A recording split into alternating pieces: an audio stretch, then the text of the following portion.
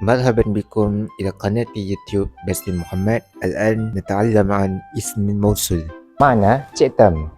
نعم، اسم موصول والذي يدل على ولا يريد. الله أكبر. اسم موصول والذي يدل على كلمة yang.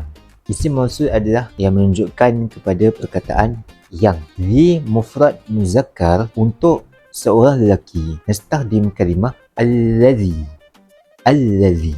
Kita menggunakan kalimah allazi. Allazi. Li muzakkar musanna untuk dua orang lelaki. Nahnu nastahdim kalimah, kita menggunakan kalimah allazan. Allazan. Li jamak mufrad untuk tiga orang lelaki maupun lebih, nusammi bi allazina. Allazina. Li mufrad muannas untuk seorang perempuan, nusammi bi allati. Allati. Li muannas musanna untuk dua orang perempuan, nusammi bi allatan. Allatan.